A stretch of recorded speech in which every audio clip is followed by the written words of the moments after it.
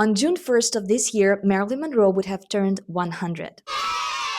So I thought it was finally time to recreate my very first video and do a remake of her iconic makeup look. Some of you who've been following me for a while know that my Marilyn tutorial was actually my first video on this channel. And it was also the reason why I made this channel in the first place. At that time, first beauty bloggers started appearing. I think it was about 11 years ago. And I found some of her makeup tutorials. And I liked them, but there were still some things that I wanted to improve myself. The biggest problem I saw was that it was a little bit too theatrical, because every time I looked at Marilyn, I never saw makeup. I always saw her. The quality of the movies was already quite good, and they showed her face quite close, but still you couldn't see makeup that much, but you could see her much more. Many tutorials that I've seen, they would show too much of that light blue eyeshadow, or they would show too exaggerated that lash shadow under her eyes, which was like a sensational makeup secret that nobody knew about. I knew these things because I was drawing her. By the way, my dad just brought all these old drawings. I drew them maybe 30 years ago. So I was drawing her with a pencil, and I knew every single millimeter of her face and of her makeup and of her shadow, because the shadows is what makes her, like her face recognizable and your face recognizable. You just have your own shadows. I've always wanted to recreate her makeup in such a way that it would be a little bit more wearable but still looked close to her. Little pre-story, I love Marilyn very much since childhood. And first time I've seen her when I was around 8 years old, and it was on a plastic bag somewhere in Russia. And I was like, who is this? And I started looking for a lot of information. There was no internet back then. I didn't even know when she was born. I've heard somewhere she was Gemini. And I was like, yeah, I'm a Gemini too. I'm just wondering which day she was born. And then when I was 14, I found this biography book in one of the small bookshops in Russia. It said she was born 1st of June. I was so happy. You can't even imagine that. That felt very special for me. So this year I just turned 42. And I decided to make a present for my and Marilyn's birthday to myself. And I found that perfume that Marilyn Monroe used. And it's not Chanel No. 5. It is Lanvin Arpège. I love this makeup artist very much. You probably all know her. She's a makeup collectioner, and I watch her videos, especially about Marilyn. And she mentioned that Marilyn did not only use Chanel No. 5 as her favorite perfume. One of the scents that she was wearing was Arpège by Lanvin. I rarely wear real perfume. I only wear natural essential oils like lavender and vanilla. That's my favorite. But as far as I really wanted something special for this birthday for myself, I did a research and I found vintage Lanvin Arpège perfume that was from 1970s. Some people said that you should buy something before the 70s. It was closer to that scent. But I myself researched about this particular perfume, and that was made before they changed the formula in 1990s. So that is very close scent. As you can see, it was already evaporated in a small bottle, but I still can wear it approximately 200 times. I counted. The smell is heavier than I normally used to wear. And of course, it's not for every day. It smells like old Hollywood, New York, or LA. It smells more like evening. I don't feel like you could wear it every day, especially in summer. I never tried anything like that before, because that is a real formula before they started using chemicals. It's animal things in there, and real flowers and real essences. And it's very special for me just to own something like that. And I definitely wear this, but I'm wearing this on my rock shows when I'm wearing my leather jacket. And that makes it even more special. I love connecting things like that, and it's heavy enough for that look for me. Some people would say that it smells like grandma's closet. Could be at the beginning, but as far as it's natural, it's very interesting actually, because it has so many layers as it goes on your skin. You turn your head and then you smell something new, and then something new, layers of different kinds of smells. And I totally forgot to say that last year when I was in LA, my another dream came true. I'm in that place where Marilyn Monroe lived and died. Always loved Marilyn since I was a kid. It's always my dream to come here. It's 5th Helena Drive, 12305. So I knew that number from childhood, and I'm finally here. So my friend brought me.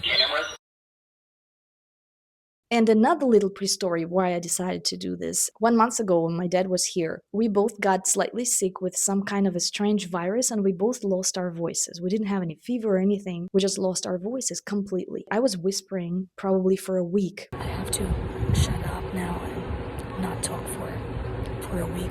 It was very scary because I'm doing my music YouTube channel where I'm singing powerful vocal songs. And I couldn't sing pretty much anything. And I was a little bit panicking at that time. And then my voice started going back. And at some point I felt like, wow, I sound just like 50s. I sound just like jazz. I sound closer to Ella Fitzgerald. Look at me. I'm as helpless as a kitten up a tree. Ella Fitzgerald is one of my favorite singers. I was growing up listening to her, and then later I found out that Marilyn loved her very much too. And actually, Marilyn played a big role in Ella's career. She organized a concert for her, as I know, in one of the LA clubs. She said, I will come and sit on the first row if you invite Ella to perform here. And then they said yes. And since then, Ella became very, very successful. And I didn't know that story until just very recently. Things clicked for me. I was like, wow, such a small world. I loved both of these ladies since childhood, and I didn't know that they were connected that closely. And when my voice started coming back, I was like, yeah, this is probably the closest to Ella that I sound. You know, that sound with slight whisper, with slight air. So I thought, I'm going to record Misty for my music channel. And I was thinking what look I want for that, because I didn't want to look too much like old Hollywood. I didn't want to like a costume party. It was actually a little bit. I could have done a little bit more natural, but I just decided to combine these two things. I made that Marilyn Monroe makeup and I filmed it for this beauty channel, and then I recorded that song, which you can check on my music channel. So now I'm gonna show you how I'm doing this makeup. I try to accurately follow what her makeup artist did for her. And at the same time, I have to contour some of parts of my face differently to look closer to her. Some things that she would not necessarily do. I can call it Marilyn-inspired makeup. So after my matte foundation, for example, my nose. My nose is very different to Marilyn's. First of all, if we compare these three parts of our faces, my nose is long. Her nose is slightly shorter, like that. Also, my nose is sharp and long, and it's slightly downturned. And her nose was upturned, and she had that little button on her nose, and she had that shadow. So for that, I'm taking a brow pencil and I'm just drawing her nose. I'm drawing that button higher on my nose just to shorten it and make it closer to her nose. Then I'm blending all this. Then I'm applying powder. Then I'm applying some contouring powder on the sides of my face. We have a little bit similar face shapes with Marilyn. However, my chin is a bit sharp and hers is more rounded. Also, her lips are not as sharp as mine. They were slightly fuller and they didn't have that sharp border. So I'm applying this in a C shape on the sides of my forehead, under my cheekbones, and a little bit on my jawline. But I'm not over contouring my face because it should stay slightly rounded and have slightly full cheeks. Then I'm applying black pencil on my waterline underneath my lashes. Because I have thick skin there, you can see a light line of my skin between my lashes and my dark irises in my eyes. So next thing, I'm doing my brows. So I'm changing them slightly. My brows are not full, and I'm making them much fuller, but I'm adding some extra hair on top of my brows. So I'm thickening them, I'm adding some strokes on top, lift them up slightly on my forehead. And also I'm making that sharp peak of my brows slightly closer to the center. This is approximately where her peak was. When I got to my eye makeup, at first I decided to do exactly like she had. She had that interesting, slightly thicker hair, and then the top point was slightly closer to the nose. And then she had that straight line to make that bedroom slightly heavy lashes on the outer corners of her eyes. Only then she had that flick. At first I decided to do that. Later I will change it slightly. I will show you, because I realized that if I do that for my eyes, I will make my eyes more close set, and I don't need that because Marilyn had slightly more far set eyes than mine, especially that my nose is longer too. So all I need to do is just set my eyes more apart, and that trick is actually making your eyes slightly more close set. So Marilyn Marilyn could do that. If I do that, I would make myself slightly further from Marilyn rather than closer. So later I will change it. Then I'm applying that dark brown eyeshadow on my creases, and I'm actually raising my creases, making them slightly higher than they are because I have slightly hooded eyes. So you can see that my crease is lower. Then I'm blending the eyeshadow above my crease and I'm slightly elongating them to my temples. Then I'm doing that trick that not everybody is doing because Marilyn had this beautiful little bags under her eyes, especially when she was smiling. That made her eyes look very round. And if you don't do that, your eyes will look slightly more Asian or almond, but definitely not rounded. And first, I found out about this trick when I was drawing Marilyn, because every time I had to draw that shadow under her eyes. And then later when I started doing makeup, I started just doing same things that I did with my pencil. And that was what brought me to my most viral video. I think now it's 14 million views. So that comes from Marilyn and specifically from this photo, because I made that drawing and I realized how much I had to draw that shadow on her eyes, and she was not even smiling too much there.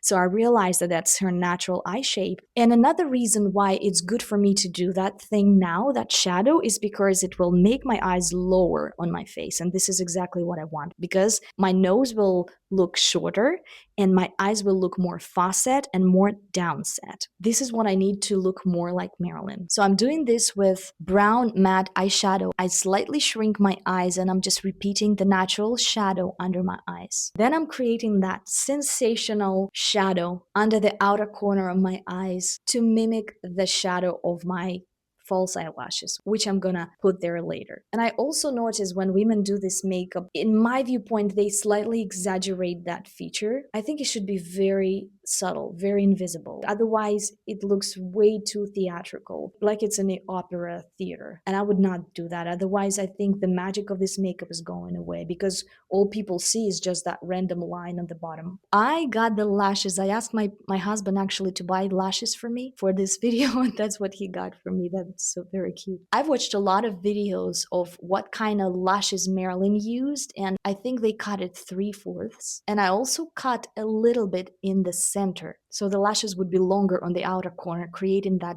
famous flick. So I'm gluing it on the outer corner of my eye.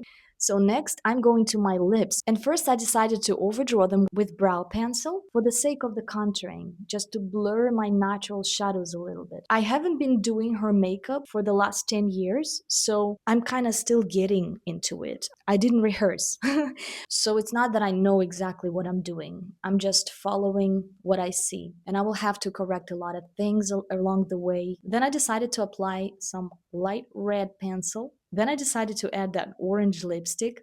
And as you know, guys, Marilyn used several shades of lipstick to make her lips more voluminous. She outlined her lips with darker shade. Inside, she had lighter shades. So when I did that red all over, I decided to go to my lashes and finish them first. So I'm applying that mascara on top of my white mascara that I already applied before. So my lashes are done. So I started looking closely at her pictures, trying to understand what did I do wrong, why my mouth doesn't look like hers. So I decided that I made my mouth a little bit too wide, actually. So I'm removing some on my outer corners of my mouth. So I'm applying another lipstick that I have slightly cooler color. Then I'm cleaning it up around here. I think now my lips look a little bit more 50s. So now I'm applying dark Bordeaux pencil on the outer corners just to create that volume around my lips. And also I would not be able to change the shape of my lips if I don't outline it with darker pencil. No way. If you compare my lips with Marilyn lips, my lips are way too defined and sharp and small. Her lips was much more smooth on the surface. So it was easier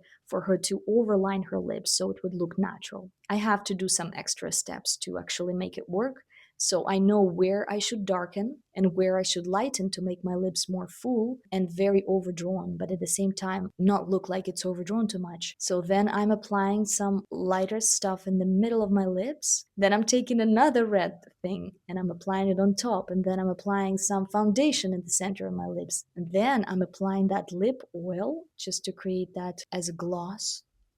You see that birthmark under my eye? That is my natural birthmark.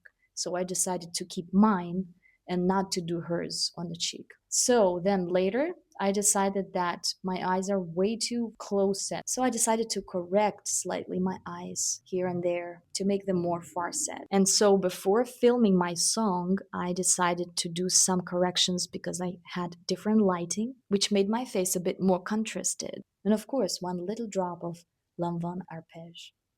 Yeah, so that was final version. I'm as helpless as a kitten up a tree.